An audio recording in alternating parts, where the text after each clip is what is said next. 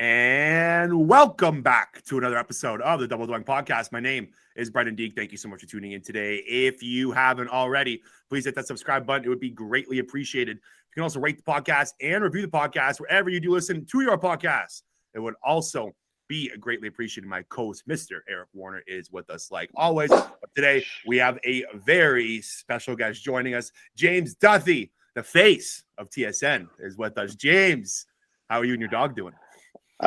Thank you, Brendan and Eric. Yeah, I always have to forewarn people on any sort of podcast that I go on that I have two dogs who are frequent interrupters of any podcast or radio interviews I do. So Hugo is fine, and then you got Willow back here, who's she's usually a little bit quieter, but yeah, they're both absolutely nuts. So that's my life most of the time.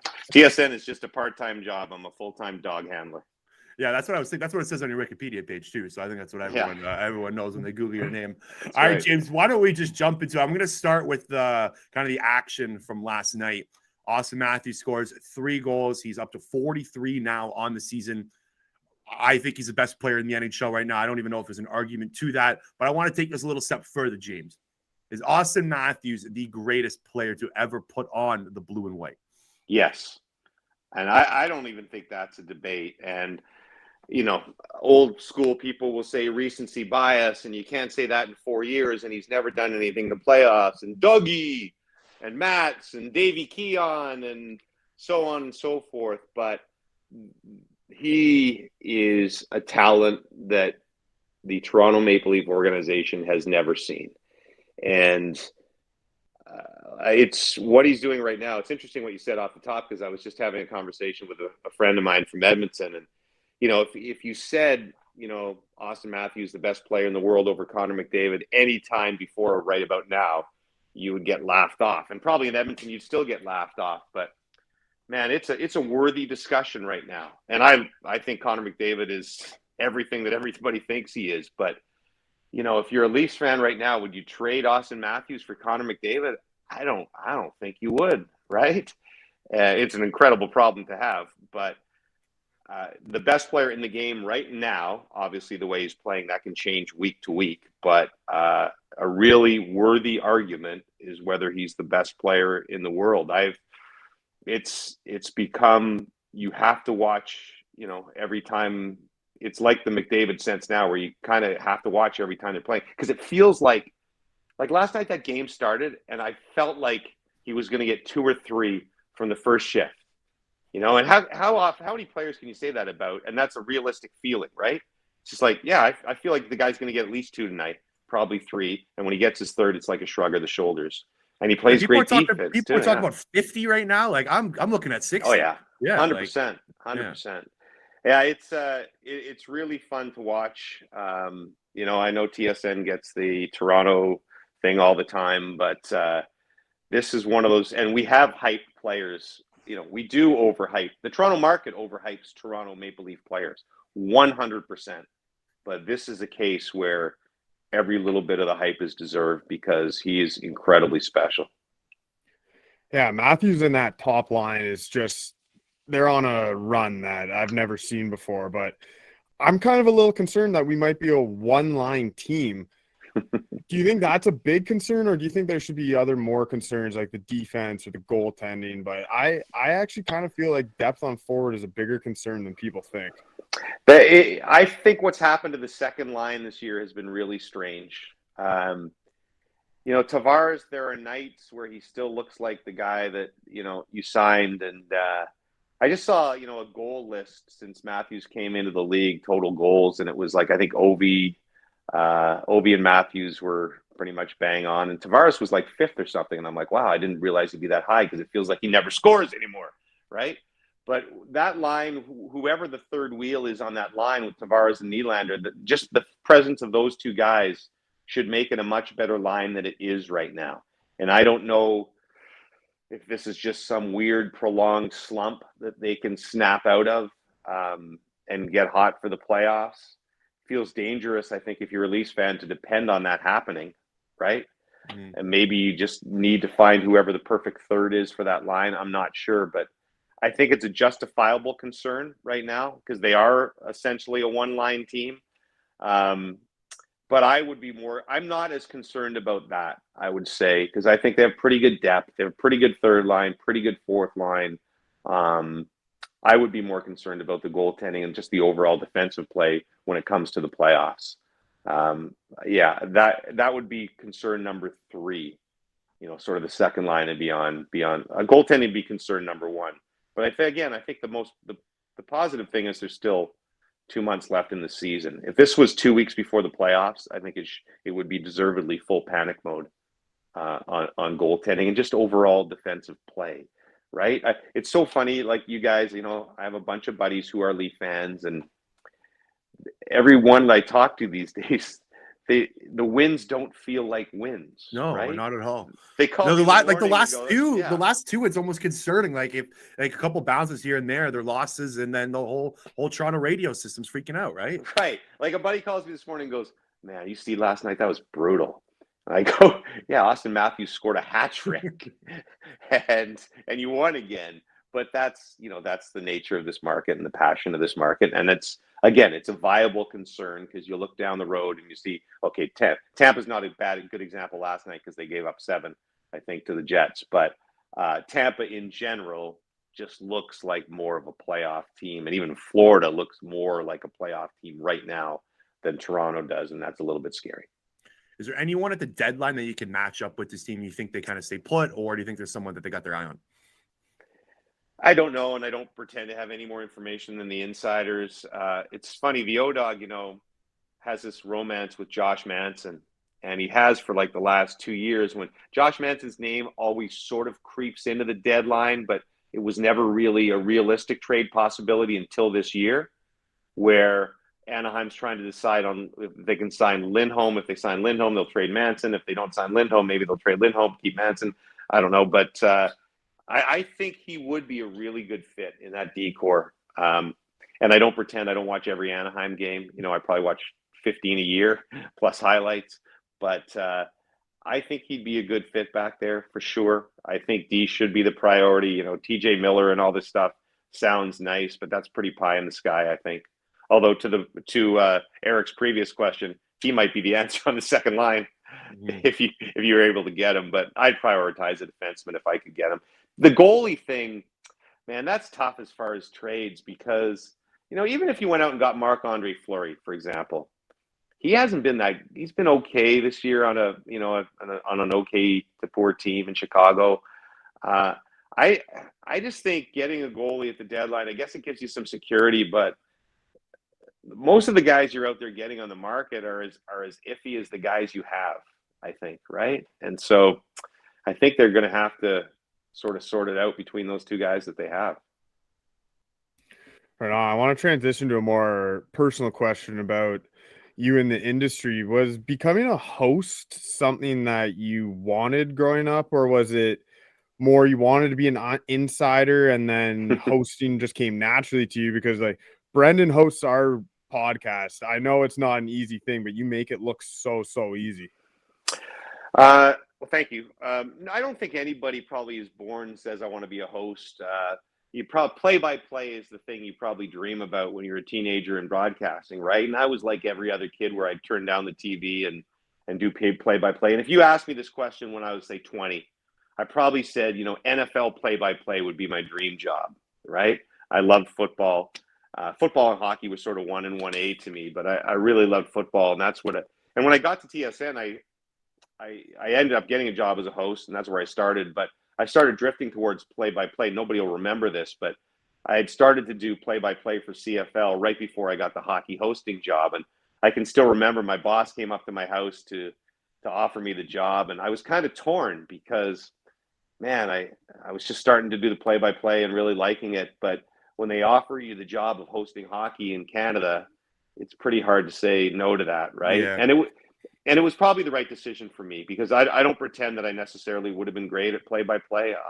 I'll probably never know because I'm getting towards the back nine of my career, and maybe I'll take another dab at it. But I don't pretend that I have the Chris Cuthbert type call or anything like that. Maybe I would have sucked at play-by-play and gotten fired. But hosting just, I guess, was what probably worked out best for whatever limited abilities I have. And and I got lucky to fall into it, really. So why don't we talk some football, James? Absolute blockbuster in the NFL yesterday. I'm sure you know Russell Wilson going from the Seattle Seahawks to the Denver Broncos. What was your initial reaction to that trade? I was pleased because I'm a Niners guy. I don't know if you guys know that. Oh, okay. One of the few teams that I really still cheer for. It's funny, this job kind of sucks the fan out of you. Like, I'm not a Leafs fan or a Sens fan or a Jets fan or anything. I just watch the games pretty much just for entertainment's sake. But the Niners is a team that I've stayed a fan of over the years. And so I was really happy to get him out of the division because he's killed us for the better part of a decade, really. Yeah. And we played the Broncos, I think, once this year. So we'll see him once, but it beats twice in the division every single year. I say that's going to be really interesting to watch. The package was actually a little bit underwhelming. I know it sounds like a lot with, 2 first-rounders, 2 second first-rounders, players. Sometimes you hear those numbers, you go, well, that's a lot of assets, but you start looking at them and you go, well, that guy's not that great. That guy's not that great. Second-rounders, kind of a crapshoot. And they shedded cap space by trading those players as well. I think that's another under-talked about part of that trade. Yeah, absolutely. So I think it's a great deal for Denver. Obviously, that's held them back since Peyton retired. And I think that division has become the division to watch. You could argue that the Niners, Seahawks, Rams division was the division this year, maybe in football, but that division, the quarterbacks they have out in that division is insane right now. The fact that we get to watch Mahomes and Wilson and Carr and so on and so on. Who am I missing? San Diego. Sorry, old school football guy. I still do that all the time. Yeah. So that division is just going to be an absolute blast to watch. James, I had no idea you were a San Fran fan. The last couple of years, have you just been giving it to Hayes in the playoffs or what? Oh, yeah, nonstop. Like that was – and I know a couple of Packers guys like Hayes, and this year was that – I went on overdrive, I think, on that Monday, and that was a wonderful moment for me because that was fantastic. Yeah, I felt bad that one year he was in San Francisco. The one when San Francisco beat them by like 30, they ran all over him. 10 yards a carry.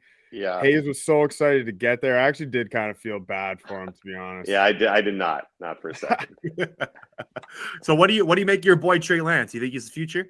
I don't know, and that's the thing that concerns me. And Jimmy G and I had a love-hate relationship, like I think Jimmy G had with most fans. But I think in the end, you have to applaud what the guy did, especially this year. And people could rip him always made mistakes down the end of the game, but the injuries he played with are nuts, right? Yeah, he just had shoulder surgery. Like he just got off. And Chris Paul, the thumb thing. Chris Paul has the same thumb thing and has been out for a couple of months. And this guy was throwing, dimes in the NFC Championship game. So I don't know. I didn't see a lot this year. And people are all excited about some leaked practice film of him making a couple of incredible throws. I don't know. And the thing that's the only problem I have with it, obviously the Lynches and the Shanahans of the world know more about football and talent than I do, and they must see something of him. So obviously you trust them over Gloucester High School cornerback James Duthie. But the one thing that concerns me is it will probably take a couple of years, right? I think it's a lot to ask the guy to be a star in year one as a starter next year. And the rest of the Niners team is kind of built for right now. And, those windows can close really quick. And so, I don't know, man. I that's the thing that bothers me. If he's like, year 3 is going to be a potential star, but by year 3, we're losing a bunch of guys on the defensive side because of cap issues and so on and so forth. And that would be disappointing. And maybe Deebo Samuel's best years are behind him already by then, right? Mm-hmm. So you've been lucky enough to work a few Masters down in Augusta. Is there a specific one that sticks out to you? And what's the best part of just being at Augusta? Yeah, it's my favorite. I would say along with, I love Super Bowl week. I love the World Juniors. But the Masters is always one of my favorite weeks of the year because it's an amazing event. I can't believe I'm fortunate enough to cover it. And because it's kind of in Canada, you guys probably feel the start with me. It feels like the start of summer, So right? Yeah, start of spring. Or the end of winter. Yeah.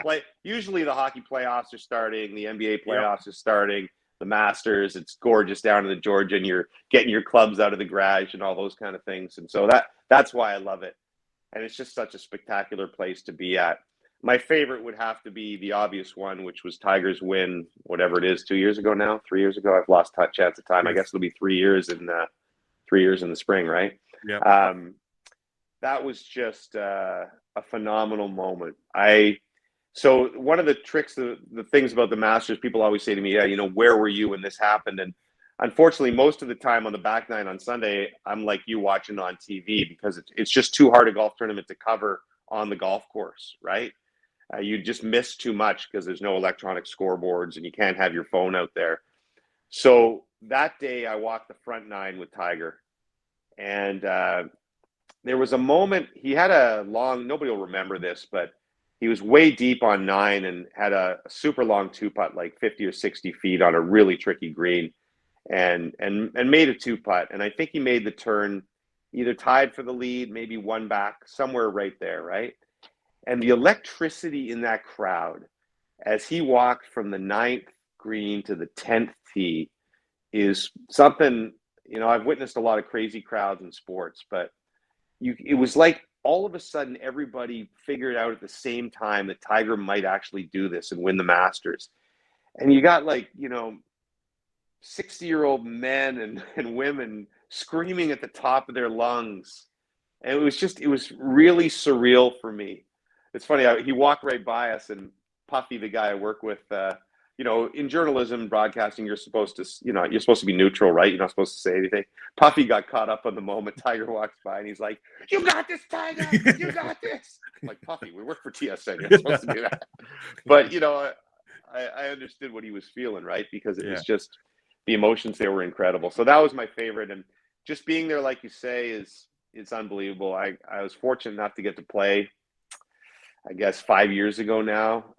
You guys may have heard there's a lottery on the Monday, and about 20 members of the media get to play every year on the Monday. Oh, I never knew that. Yeah, so there's Sunday pins, and you play off the club tees, which are the tees that Tiger won from in '97, but obviously the pro tees have been moved back. Some holes they're 20 yards behind, some holes they're 80 yards behind, right? But it is. I've never been more nervous on the first tee of a. I can imagine. It was a spectacular round. So yeah, I'm incredibly lucky to get to go there every year. Have you ever been to Sawgrass? So the only time I was there, interestingly enough, was the Super Bowl that was there in 2005. I think the Patriots beat the Eagles. The year McNabb was puking in the huddle. Yeah. So 10-year-old me was pretty upset. 10-year-old me was pretty upset. Are you an Eagles guy? I'm a big Eagles fan. I see your jersey. Yeah. Your T-shirt. So they always have a great media party at the Super Bowl, and they had the party at 17 at Sawgrass. So they had a big tent basically set up along 17, and everybody got to hit one ball off 17T, and whoever got closest to the pin won, I think a car or 10 grand. And there's 300 or 400 media people there. And it was freezing cold, by the way. It was 8 degrees or something. It's January in Florida, right? And I remember I hit a shot, and I thought it was Sunday pin placement, that back right. And I thought I was bang on it. And I hit the wood 4 feet right of the pin and went in the water. But that was the only time. I remember Hootie and the Blowfish played, and John Daly was playing with Hootie and the Blowfish. That's my only experience at Sawgrass right now, is a Super Bowl party of all things. So I wanna ask one more question quickly about the Super Bowls. So you've been able to cover, like you said, you're at the 2005 one. You've been able to cover a bunch in your lifetime. I want to ask you about 2017. Is there a specific, just from the Eagles fan in me, is there a specific moment or memory or anything about that game that you remember? I'm so bad with you. So that when you guys won, was that the Minnesota Super Bowl? Was that Minnesota? Yeah, it was Minnesota. Yep. Yeah. So the first thing, they all blend together because I've done 8 in a row now or something. So the stadium, first of all, is what I remember. That was walking into that stadium. I guess the one now in LA might be nicer, but that was the coolest stadium I'd ever seen. And everybody, the Pats had to be 8-point favorites, 10-point favorites. I think they were 6.5. I could be wrong. Yeah, you might be right. It might have been more than that. So it was funny because I just remember watching that game thinking the whole time, kind of waiting for the Eagles to fall apart, right? So, and they kept going like slugfest back and forth, and then the whole Philly special thing. And even when Brady got the ball the second to last time, because remember, he had the last drive like a minute left where they tried the Hail Mary, but they had the ball with like 2.5 left. And I remember turning to Jesse Palmer and saying, like, when the Eagles scored that touchdown to go ahead, I said, like, that's we all said the same thing. It's too much time, right? They just lost the game by scoring with 2.5 left. And I was still in shock right to the end when they forced that fumble on that drive. And I think that's one of all the Super Bowls I've been to, that's one of my favorites because I grew to hate the Patriots because they were in every Super Bowl that I would go to. And, I appreciate the greatness, but covering it gets boring, Brady and Belichick every single year. So I'm not an Eagles fan, and that was a fantastic Super Bowl for me to watch them win because it was just you always cheer for the story, right? Yep. And that was just such a fantastic story. Really appreciate your time today, James. We'll get you out of here on one last question. You have a book, Hockey's Greatest Untold Stories. Is there a specific story in there you could tease our listeners with a little bit? Try to get them out there, purchase that book? So there's 57 of them, I believe, right? Yeah, okay. Yeah, so the book's called Beauties, the Hockey's Untold Stories. It's the second title, so you got it right. And so I'm not trying to plug the book by showing it. I just no, go for it. I haven't opened it in like a year now. Sorry, there you are. I lost you for a second. Man, I'll just tell you one quick story. And I don't have a favorite. It's kind of like picking your favorite kid, right? It was such a pleasure to do because all I wanted to do was have people tell the kind of stories they'd tell you in a bar, right? And to have Sidney Crosby and Wayne Gretzky and Bobby Orr and guys like that tell me stories was really unbelievable, as well as the guys I work with, like Bobby McKenzie's and stuff. But John Cooper, coach of the Lightning, was probably like the fourth or fifth call I made because I know Coop for a long time. And I wanted the stories to not just be about, typical ice stories, like stuff that happened off the ice. So Cooper's story, without telling the entire story, when Coop was coaching in Syracuse, Dustin Tokarski, they had a big game in Binghamton that night. So Dustin Tokarski's his goalie. And Coop gets a call in the morning that he has to come to the police station. Tokarski's at the police station. So he's like, oh, what's he done?